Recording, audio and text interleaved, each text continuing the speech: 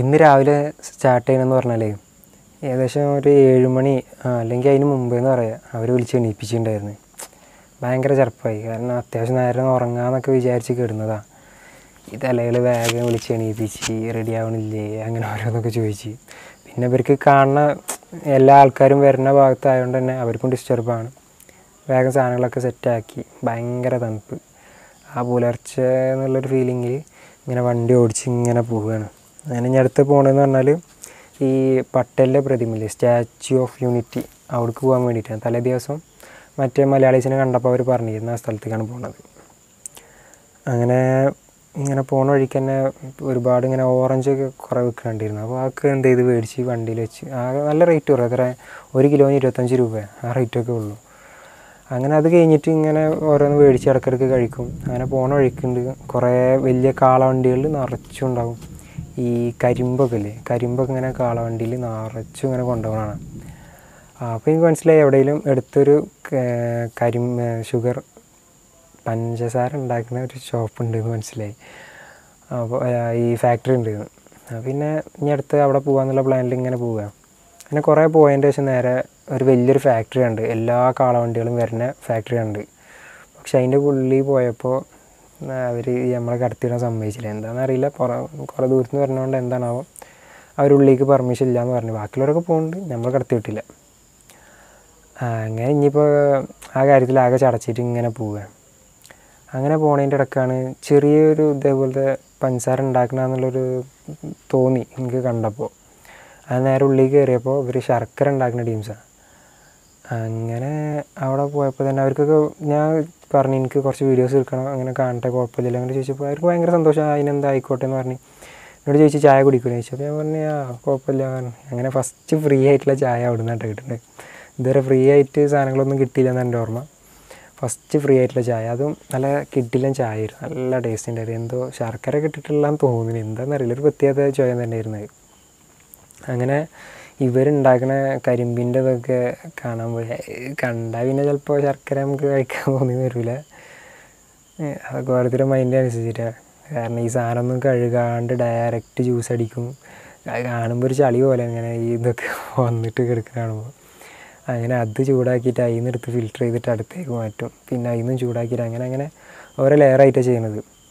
അവിടെയൊക്കെ പണിയെടുക്കണമെന്ന് പറഞ്ഞാൽ ഇന്നെക്കാട്ടിക്ക് എത്രയോ ചെറിയ പെൺകുട്ടികളൊക്കെയാണ് അവിടെ പണിയെടുക്കുന്നത്. ഫുൾ ടൈം ഇതിൻ്റെ ഓരോ വർക്കിംഗ് ആയിട്ടും കാര്യങ്ങളൊക്കെ ആയിട്ട് അവരുടെ ഒപ്പം നിന്നിട്ട് ഓരോ ഫോട്ടോ എടുത്തൊരു ചെറിയ ചെക്കുണ്ടായി, നല്ല രസമായിരുന്നു. ഞാനായിട്ട് ഇങ്ങനെ കുറച്ച് നേരം ഇങ്ങനെ ഓരോ വികൃതികളും ഇതൊക്കെ ആയിട്ട് ആ ചെക്കനായിട്ടൊക്കെ ഓരോ ഫോട്ടോ ഒക്കെ എടുത്ത് അങ്ങനെ കുറേ ടൈം സ്പെൻഡ് ചെയ്ത്. പിന്നെ അവിടെ തന്നെ ഈ കരിമ്പ് ഉണക്കിയതിൻ്റെ അവശിഷ്ടങ്ങളൊക്കെ അവിടെ തന്നെ ഉണക്കിയിട്ട് വേറെ എന്തൊക്കെയോ ചെയ്യാനുള്ള പ്ലാനാക്കിയിട്ട് ഒരു കുന്ന് പോലെ ആക്കി വെച്ചിട്ടുണ്ട്. അങ്ങനെ അവിടെ നിന്ന് ഇറങ്ങി, അവരോട് ചാറ്റൊക്കെ പറഞ്ഞ് അവിടെ നിന്ന് ഇറങ്ങി. പിന്നെ ഞാൻ അടുത്ത് പോകണമെന്ന് പറഞ്ഞാൽ ഗാന്ധിജിയല്ല പട്ടേലിൻ്റെ പ്രതിമയുള്ള സ്ഥലത്തേക്കാണ്. അവിടെ അപ്പോൾ ഈ ഇവിടുത്തെ റോഡുകളൊക്കെ എന്ന് പറഞ്ഞാൽ തന്നെ നല്ല കിടില റോഡുകൾ, ഫുള്ള് അങ്ങനെ നല്ല വൃത്തിയും. ഗുജറാത്ത് ഇതുവരെ ട്രാവൽ ചെയ്തതിലൊക്കെ ഫുള്ള് നല്ല വൃത്തിയിലുള്ള സ്ഥലങ്ങൾ. അങ്ങനെ പട്ടേലിൻ്റെ പ്രതിമേൻ്റെ അവിടേക്ക് പോകാമെന്നുള്ള ലെവലിൽ, സ്റ്റാച്യു ഓഫ് യൂണിറ്റിൻ്റെ അവിടേക്ക് ഇങ്ങനെ പോകാമെന്നുള്ള ലെവലിൽ ഇറങ്ങി. അങ്ങനെ ഒരുപാട് ട്രാവൽ ചെയ്ത് നേരെ എന്ത് ചെയ്ത് അതിനിടയ്ക്ക് ഫുഡൊക്കെ എന്ന് പറഞ്ഞാൽ നമ്മൾ നാട്ടിലത്തെ അല്ലെങ്കിൽ എന്തെങ്കിലും ഒരു നമുക്ക് ടേസ്റ്റ് പറ്റും ഒരു ഫുഡ് അവിടെ കാണാനില്ല. എന്നിട്ട് ആ കഴിച്ചത് എന്താണ് ഈ ബന്നില്ലേ, ഒരു ഉണ്ട പോലത്തെ സാധനം, ആ ബന്നും അതിലേക്ക് തന്നെ എന്താ കടലക്കറിയും പിന്നെ ചമ്മന്തിയും ഇതൊക്കെ, അങ്ങനത്തെ സാധനമാണ് അവിടുന്ന് കഴിച്ചിരുന്നത്. വേറെ ഒന്നും കഴിക്കാൻ പറ്റിയ സാധനങ്ങൾ അവിടെ കാണാനില്ല. അങ്ങനെ എന്ത് ചെയ്ത് ഈ സ്റ്റാച്യു ഓഫ് യൂണിറ്റിയിൽ നിന്ന് അവിടെ എത്താനായപ്പോൾ അതിന് മുമ്പ് തന്നെ അവരെ ഏക്ത എന്ന് പറഞ്ഞിട്ട് ഈ മൊത്തത്തിൽ ഇത് പറയുന്ന പേരാന്ന് തോന്നുന്നു. ആ സ്റ്റാച്യു ഓഫ് യൂണിറ്റിൻ്റെ ടീഷർട്ടൊക്കെ ഇട്ടിട്ടാണ് അവിടുത്തെ ആൾക്കാരൊക്കെ സർവൻസും കാര്യങ്ങളൊക്കെ ഉള്ളത്. നമുക്ക് ഫ്രീ ആയിട്ട് കയറാം, പാസും കാര്യങ്ങളൊന്നും ഇല്ല. ഒരു പാർക്ക് പോലെയാണ്.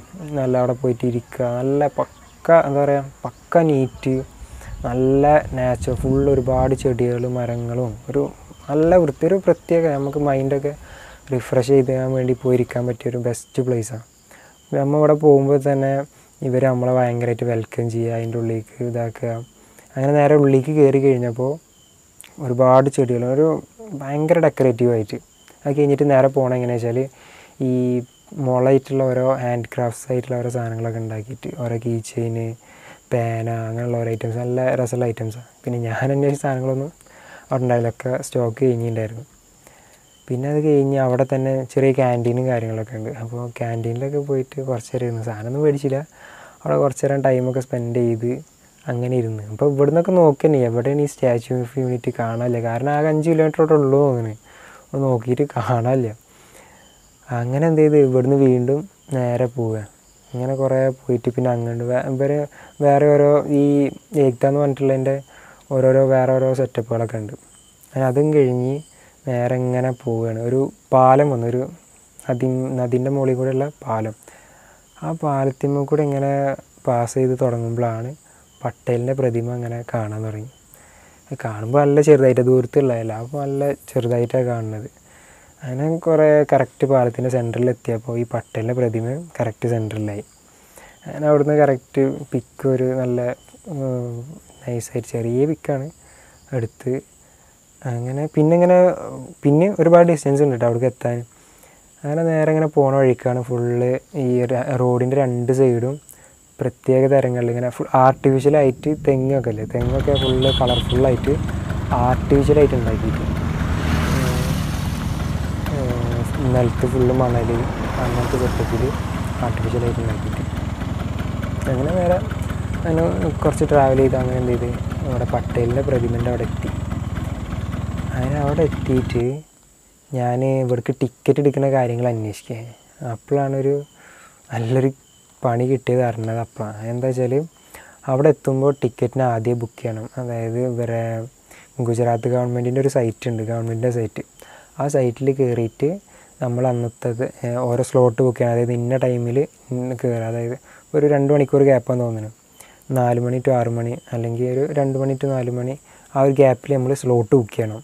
അപ്പോൾ ഞാനിതൊന്നും ചെയ്യാത്തതുകൊണ്ട് തന്നെ എനിക്ക് കറക്റ്റ് ഇതൊന്നും അറിയിട്ട് കയറാനും കാര്യങ്ങളൊന്നും പറ്റില്ല. പിന്നെ നോക്കി നല്ല റേറ്റ് ഉണ്ട്, എത്ര 300 600 അങ്ങനെ എന്തോ റേറ്റ് ഉണ്ട് അവിടെ കയറാൻ തന്നെ.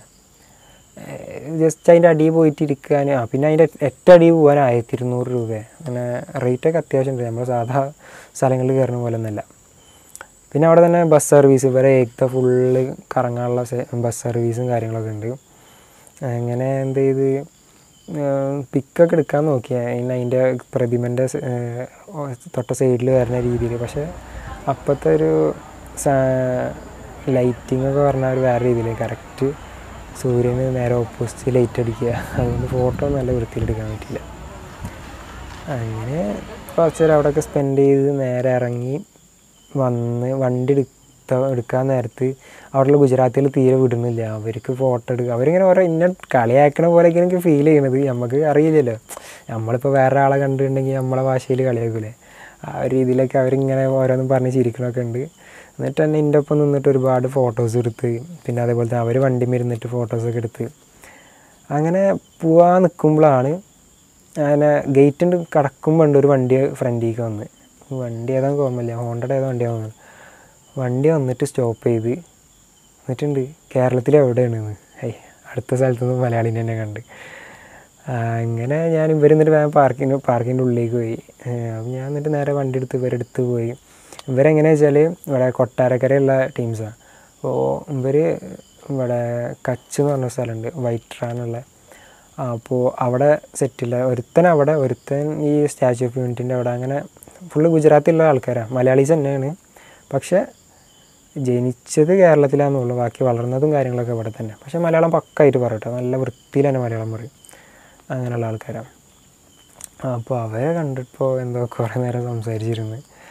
അങ്ങനെ അവരിനി അടുത്ത പ്ലാൻ എന്താണെന്ന് ചോദിച്ചപ്പോൾ ഞാൻ പറഞ്ഞു നേരെ പോവുക, ഇവിടെ ഗാന്ധിഗ്രാമം അങ്ങനെ കാര്യങ്ങളൊക്കെ ഉണ്ട്, അങ്ങനെ പോയിട്ട് നേരെ രാജസ്ഥാൻ, ആ ഒരു പ്ലാനാണെന്ന് തോന്നുന്നതെന്ന് പറഞ്ഞു. അപ്പോൾ അവർ പറഞ്ഞ് റാൺ ഓഫ് കച്ച് ഉണ്ട്, അതായത് ഗുജറാത്തിൻ്റെ ഏറ്റവും എൻഡിലായിട്ട് വെള്ള മരുഭൂമി. കാരണം ഇന്ത്യയിൽ ആകെ അങ്ങനെ ഒരു പ്രതിഭാസം ഉള്ളത് അവിടെ റാൺ ഓഫ് കച്ചിൽ മാത്രം തോന്നുന്നു, ഇന്ത്യയിലും വേറെ എവിടെയും ഉണ്ടാകുമെന്ന് എനിക്കറിയില്ല കേട്ടോ. അപ്പോൾ എന്നോട് പറഞ്ഞ് ഇപ്പോഴാണ് അതിൻ്റെ ഏറ്റവും ബെസ്റ്റ് ടൈം, അവിടെ ഇതിൻ്റെ ഉത്സവം നടക്കും. ഏകദേശം ഒരു 7-14 ദിവസം വരെ ഇതിൻ്റെ ഉത്സവം നടക്കും.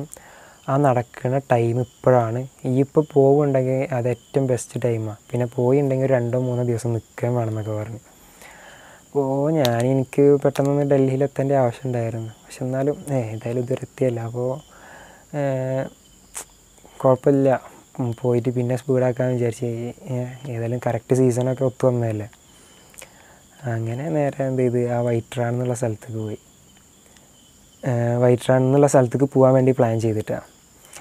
അങ്ങനെ എന്ത് ചെയ്ത് അവരുടെ നമ്പറൊക്കെ മേടിച്ച് കാര്യങ്ങളൊക്കെ സെറ്റാക്കി അങ്ങനെ അവിടുന്ന് ഇറങ്ങുമ്പോൾ വീണ്ടും ഫുള്ള് ഇതേപോലെ തന്നെ ഫുള്ള് കളർഫുള്ളായിട്ടുള്ള ഓരോ സാധനങ്ങൾ ഡെക്കറേറ്റ് ചെയ്തതും, പിന്നെ സെക്യൂരിറ്റി വേറെ ലെവൽ സെക്യൂരിറ്റിയാണ് അവിടെ. ഫുൾ ടൈം എല്ലായിടത്തും പോലീസുകാരും ഭയങ്കര കാര്യങ്ങളും ഇതൊക്കെ.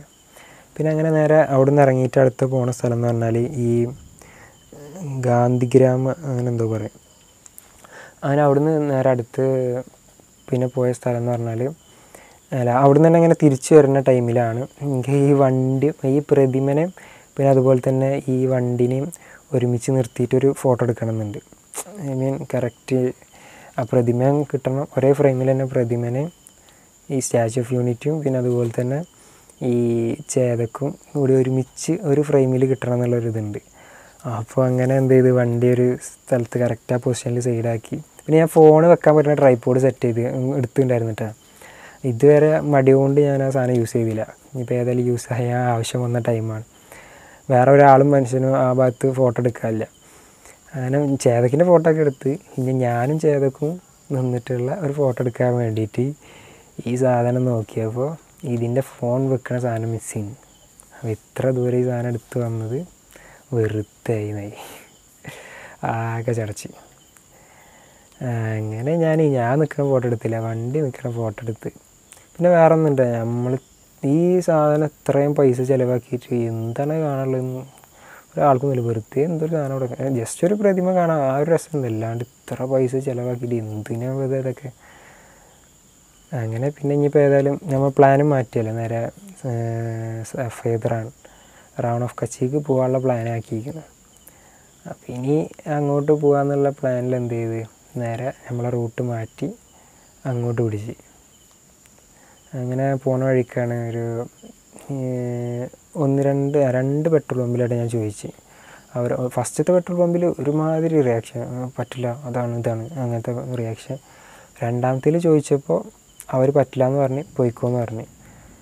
പിന്നെ ഞാൻ വിചാരിച്ചവർക്ക് കാര്യം മനസ്സിലായിട്ടാണ്. അപ്പോൾ ഞാൻ പറഞ്ഞു എനിക്ക് ചെറിയൊരു സ്ഥലം എങ്ങനെയൊക്കെയോ കാര്യം മനസ്സിലാക്കിയപ്പോൾ ഓക്കെ കുഴപ്പമില്ല, അവർക്ക് കാര്യം പിന്നീട് മനസ്സിലായേണ്ടത് തോന്നി. അപ്പോൾ ഞാൻ അങ്ങനെ പുറത്ത് രണ്ടടിക്ക് വന്നപ്പോൾ അവരെന്ത് ചെയ്ത് എനിക്കൊരു കറക്റ്റ് ഒരു പീഡിയ റൂമൊക്കെ ഉണ്ടാവില്ലേ അതുപോലത്തെ ഒരു സ്ഥലം കാണിച്ചു തന്നിട്ട് പറഞ്ഞു ഇതിൻ്റെ ഉള്ളിലടിച്ചോ പുറത്തടിക്കണ്ടാവാറിന്.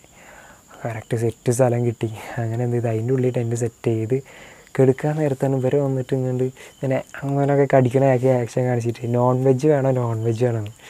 എനിക്ക് മനസ്സിലിങ്ങനെ ചെറിയൊരു പേടിയുണ്ട്. ഗുജറാത്തിലത്തെ ആൾക്കാരാണ്, മോദിയുടെ സംഭവം ഇതൊക്കെ ഉണ്ടല്ലോ. അപ്പോൾ നമ്മൾ നോൺ വെജ് കഴിക്കണത് ചിലപ്പോൾ എന്താ പറയുക ഏതർത്ഥത്തിലാണ് അവർ ചോദിക്കണതെന്നുള്ള എനിക്കറിയില്ല. അപ്പോൾ ഞാൻ പറഞ്ഞു വേണ്ട ഞാൻ വയറ് ഫുള്ളാണ്, വേണ്ടെന്ന് പറഞ്ഞ് അവരോട് ഓക്കെ പറഞ്ഞ് പവർ ബാങ്കും ഇതൊക്കെ എന്ത് ചെയ്ത് അവരുടെ അടുത്ത് ചാർജ് ചെയ്യാൻ വേണ്ടി കൊടുത്ത് അങ്ങനെ നേരെ പിന്നെ അന്നത്തെ സ്റ്റേ അതിൻ്റെ ഉള്ളിൽ